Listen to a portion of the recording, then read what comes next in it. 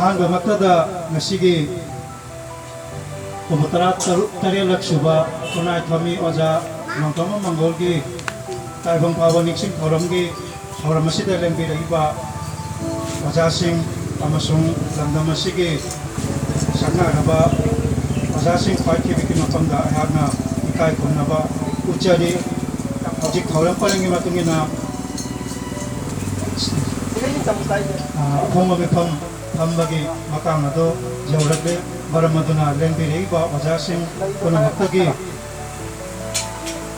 अफोंग मिफम असे हौजनबगी याखन निजरगा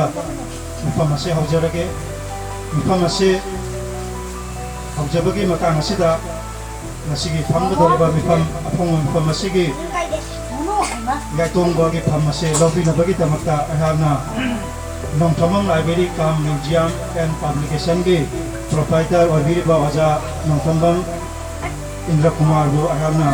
फम असे लक्षण बिने तमक्ता अहाना रुना मिक्सिंजरी मयामगी याखा बकाया लोयना फगेनी अबगे बाखलदा असम मयाम अतिना आइबोनी बुंबाय काटी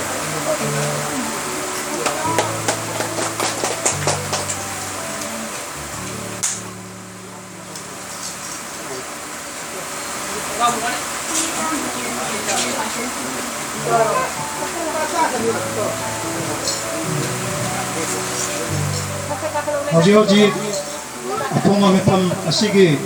यातोंगना फम लक्षलबगी मतुंगा chief guest होइना अखोइना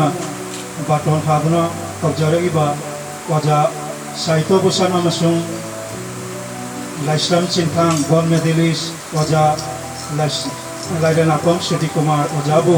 Adiba chief guest की फम लांदा लेटेंगिना भी तमक्ता पक्षिंजेरी बंजरो माइना थांनोरे मित्रा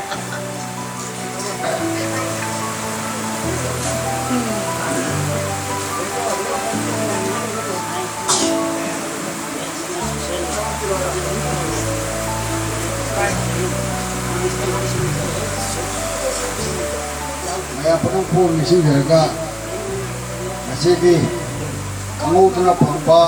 जीपीएस की फरमान से ये हरा हरा रोशन दे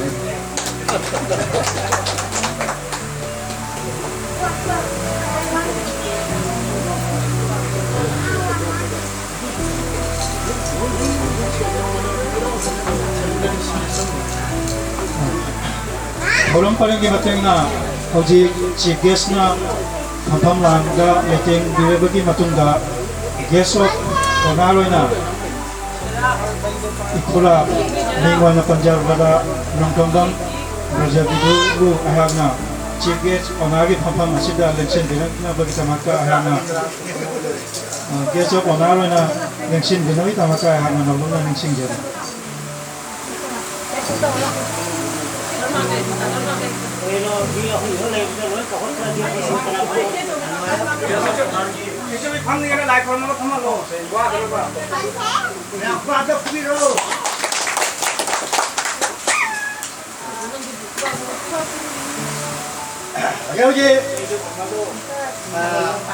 चीफ गेस्ट नायलाकम श्री कुमार साहित्य भूषण आना चीफ गेस्ट की फम लादा फंबी खरे लोयना गेस्ट ऑफ ऑनर दा अबोगी सागे रिसु आलु ओयबा एपीएम के शो प्रेसिडेंट ओयबा हम संगम सागे अपन लुप की शो प्रेसिडेंट ओयबा कोई बिदुना गेस्ट ऑफ ऑनर की फम लादा लिखि भी करे ꯈꯨꯠꯁꯥꯡ ꯑꯁꯤꯒꯤ ꯈꯨꯠꯁꯥꯡꯒꯤ ꯊꯧꯔꯝꯒꯤ ꯃꯇꯨꯡ ꯏꯟꯅ ꯑꯩꯈꯣꯏꯒꯤ ꯅꯣꯡꯊꯣꯝꯕꯝ ꯂꯥꯏꯕ꯭ꯔꯦꯔꯤ ꯀꯝ ꯃ꯭ꯌꯨꯖꯤꯌꯝ ꯑꯦꯟ ꯄꯕ꯭ꯂꯤꯀꯦꯁꯟꯒꯤ ꯁꯦꯀ꯭ꯔꯦꯇꯔꯤ ꯑꯣꯏꯕꯤꯔꯤꯕ ꯅꯣꯡꯊꯣꯝꯕꯝꯒꯤ ꯀꯣꯃꯣꯟꯅ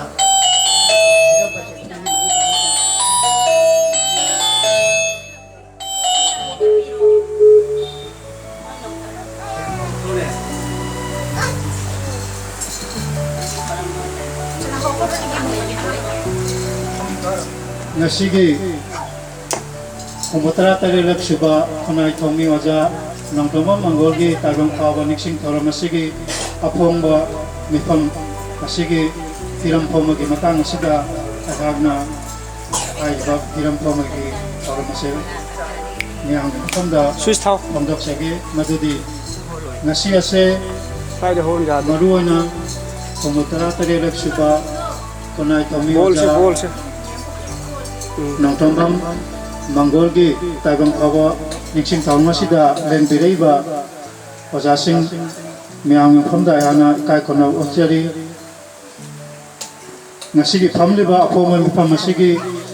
Yatongbagi Mapamda Sayana Kai Kona Ochari Mipamasigi Chief Guest Oibiliba Waja Saita Busan Layanapam Sutik Kumar Wajabu Sayana Kai Kona Ochari Guest of Onagi Pamdale Lighting Biliba Waja Nongtomam Bajabidu Ayana Ikai Kumaba Ucheri Ate Yasigi Tolmasida Lembiraiba Wajasing Ima Indon Ise Nasinglaba Anang Sing Nasinglaba Mayam Paikibiki Mapanda Ayana Ikai Kumaba Ucheri Hojik Thauram Paranggi Matungina Ngasigi Thauramase Maruana Sei Gudigi Pakokuna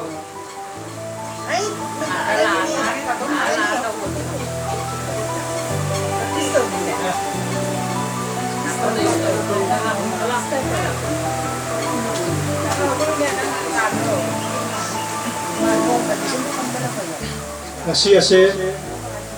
Kumutara Tarilak Suba Kunai Thomi Waja Nongtoma Mangolgi Tagong Kawa Nixing Thauram Pangtokbagi Tamakta Ngasigi Mifam Ase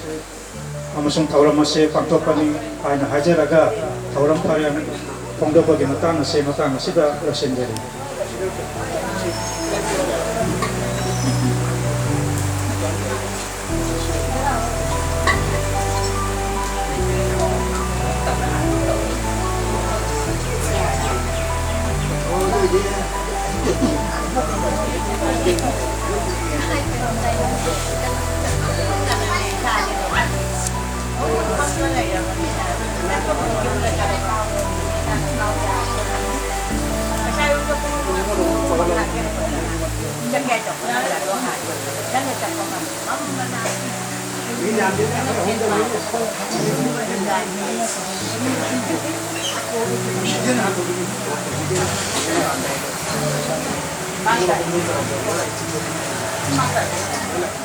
Hojik Thauram Paranggi Matungina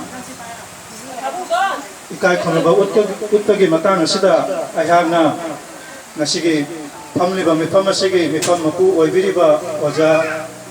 Nongtomam Indra Kumar Go Ikai Konaba Upi Nagaita Bata Ayana Taure Mombi Nangmai Lesnabu Ayriba Ikai Konaba Upi Nagaita Bata Ayana Ajeri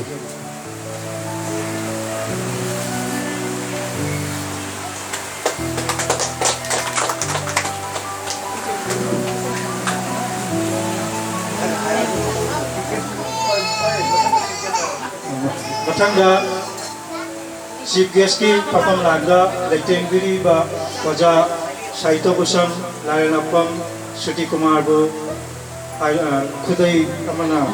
Ikai Konaba Upi Narita Mata Komisionabu Upi Naba Hajeri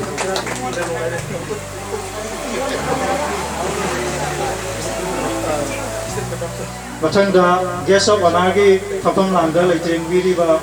Waja Nongtomam Bajabidu Ikai Konaba Upi Namita Mata Malem ꯃꯥꯂꯦꯝꯕꯨ ꯍꯥꯏꯔꯤꯕ ꯎꯠꯄꯤꯅꯕꯒꯤꯗꯃꯛꯇ ꯅꯤꯡꯁꯤꯡꯖꯔꯤ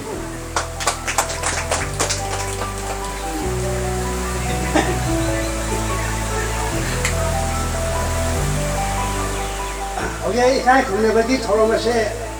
ꯆꯤꯡ ꯂꯦꯝꯅ ꯂꯣꯏꯁꯤꯟꯈ꯭ꯔꯦ ꯑꯁꯤꯒꯤ ꯃꯊꯛꯇ ꯊꯧꯔꯝ ꯑꯃꯒꯤ ꯃꯇꯨꯡ ꯏꯟꯅ ꯉꯁꯤ ꯇꯥꯏꯕꯪ ꯐꯥꯎꯕ